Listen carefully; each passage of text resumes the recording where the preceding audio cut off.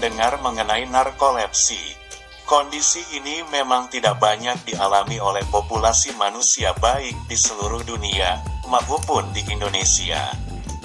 Perbandingan penderitanya adalah 1:2000 orang. Narkolepsi merupakan salah satu jenis gangguan tidur yang melumpuhkan dan mempengaruhi penderitanya dalam banyak aspek. Berdasarkan gejalanya, narkolepsi dibagi menjadi tipe 1 dan tipe 2. Narkolepsi dapat dialami semua usia, namun pada banyak kasus lebih sering menyerang remaja. Davidson et al. 2021. Penyakit ini bersifat berkepanjangan dan tidak dapat disembuhkan. Seorang gadis bernama Black membagikan kisah hidupnya di platform Instagram sebagai penderita narkolepsi. Gadis dengan username @narkolepsis ini menceritakan pengalamannya hidup dengan narkolepsi. Selain itu, ia juga membagikan gambaran mengenai narkolepsi, apa yang dapat dilakukan, dan bahkan link berisi barang-barang yang dapat memudahkan penderita narkolepsi lainnya. Kira-kira, apa saja gejala khas dari narkolepsi dan apa penyebabnya? Kemudian, jika tidak ada tobatnya, bagaimana penanganannya? Simak pembahasan selanjutnya. Dilansir dari Detik Health, Dr. Roslan menyampaikan bahwa sulit untuk menentukan angka pasti prevalensi narkolepsi di Indonesia karena kurangnya pemahaman masyarakat mengenai kasus ini, sehingga mungkin banyak penderita narkolepsi yang tidak tercatat. Menurut Schemel, 2015, penderita narkolepsi biasanya akan menunjukkan gejala-gejala berikut. 1. Excessive daytime sleepiness. Kantuk berlebihan di siang hari walaupun sudah tidur cukup, terutama jika sedang melakukan aktivitas yang tidak melibatkan banyak gerakan. Kondisi ini berdampak pada kurangnya fokus dalam beraktivitas. 2. Katapleksi yaitu kelumpuhan pada sebagian atau seluruh otot secara tiba-tiba, wajah, leher, kaki. Biasanya muncul jika dipicu oleh emosi yang cukup kuat, misalnya tertawa berlebihan, frustrasi, atau marah.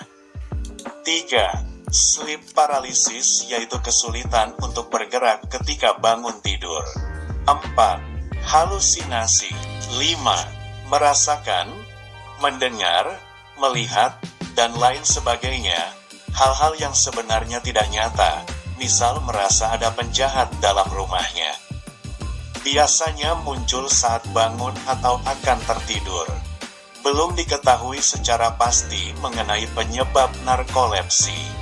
Namun, umumnya sebagian besar penderita narkolepsi memiliki penurunan kadar hipokretin, zat otak yang mengatur siklus tidur, sebanyak 85% sampai 95%.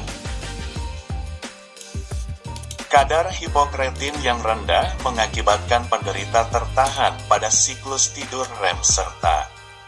Menurut Nord, penurunan kadar hipokretin kemungkinan berkaitan dengan mutasi genetik dalam tubuh yang disebabkan oleh autoimun. Penderita narkolepsi juga mengalami perubahan gen reseptor sel T yang berperan dalam sistem kekebalan tubuh. Selain itu, narkolepsi juga dapat disebabkan oleh faktor genetik dan lingkungan. Narkolepsi ditemukan secara jelas berdampak pada aspek biologis, psikologis, dan sosial, biopsikososial, individu seperti yang dikemukakan Davidson et al. 2022, bahwa narkolepsi membuat individu kesulitan untuk membangun dan memelihara hubungan sosial. Sebagian dari penderita narkolepsi biasanya lebih memilih untuk mendedikasikan energi mereka terhadap hubungan romantis dibandingkan persahabatan.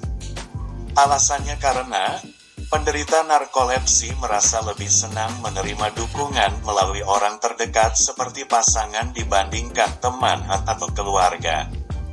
Kesimpulannya, Narkolepsi berdampak positif terhadap hubungan romantis, tetapi berdampak negatif pada hubungan seksual karena kecenderungan penderitanya untuk mengalami katapleksi atau tertidur saat sedang berhubungan seks.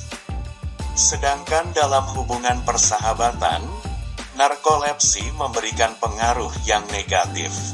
Pada aspek kognitif dan psikososial, narkolepsi juga menyebabkan gangguan pada anak dan remaja, seperti penurunan kualitas dalam pengambilan keputusan, IQ verbal, dan IQ performansi yang akhirnya berujung pada kegagalan akademik, serta penurunan kualitas hidup. Sedangkan dalam aspek emosi, narkolepsi dapat menyebabkan depresi, kecemasan, hingga pembentukan self-esteem yang rendah, yang berujung pada penurunan kualitas hidup anak. Hingga saat ini, belum ditemukan obat yang bisa sungguh menyembuhkan narkolepsi. Maka, penanganan pun lebih ditekankan pada pengelolaan gejala dari narkolepsi ini. Penanganan bagi pasien narkolepsi sendiri perlu dirancang khusus serta disesuaikan untuk setiap individu, dan perlu melibatkan pemberian edukasi bagi para pasien pula. Untuk memaksimalkan intervensi, penggabungan penggunaan obat dan pengelolaan perilaku penting untuk dilakukan. Penggunaan obat-obatan umumnya digunakan untuk mengurangi gejala-gejala biologis seperti mengurangi rasa kantuk, meningkatkan kewaspadaan, dan lain-lain. Sedangkan, intervensi perilaku ditujukan untuk memaksimalkan keberfungsian individu dan mendukung peran obat. Intervensi perilaku diharapkan dapat mengurangi risiko depresi dan kecemasan, serta dapat meningkatkan kualitas hidup. Menurut Morse, 2019, beberapa strategi yang bisa dilakukan untuk membantu mengatasi gejala perilaku tidur yang kurang baik adalah strategik kafein, yaitu memanfaatkan kafein untuk meningkatkan performa dan kewaspadaan. Sleep hygiene, yaitu penerapan perilaku yang dapat meningkatkan kualitas tidur dan mengurangi gejala. Sleep scheduling, yaitu jadwal bangun tidur yang teratur. Kognitif behavioral terapi, yaitu penerapan perilaku yang diperlukan untuk meningkatkan kualitas hidup, kondisi fisik, emosi, dan kognitif. Strategic napping, yaitu waktu tidur singkat yang direncanakan dalam durasi tertentu untuk meningkatkan performa dan kewaspadaan. Support groups, yaitu bergabung dalam komunitas untuk saling berbagi dukungan dan informasi, banyak diharapkan oleh pasien remaja. Exercise, yaitu aktivitas kardiovaskular, apapun untuk pergerakan fisik. Mindfulness, yaitu meditasi dan kesadaran diri. Yoga, yaitu kontrol napas, meditasi, penggunaan postur-postur tertentu untuk kesehatan atau relaksasi, diet, yaitu porsi makan yang kecil, tapi sering dan pola makan yang rendah karbohidrat, temperature manipulations, yaitu mengatur suhu ruangan untuk meningkatkan kualitas tidur di masa kini. Meski beragam cara untuk menangani narkolepsi sudah banyak berkembang, masih sering terjadi keterlambatan diagnosis dari 10 hingga 20 tahun sejak gejala pertama muncul. Keterlambatan diagnosis ini terjadi karena kurangnya pemahaman masyarakat mengenai narkolepsi, termasuk di Indonesia, sehingga gagal mengenali gejalanya sejak awal dan kurangnya pusat spesialis untuk menangani narkolepsi. Keterlambatan diagnosis ini akan sangat mempengaruhi kehidupan pasien. Maka dari itu, sangat penting bagi kita untuk paham dan meningkatkan kesadaran mengenai narkolepsi.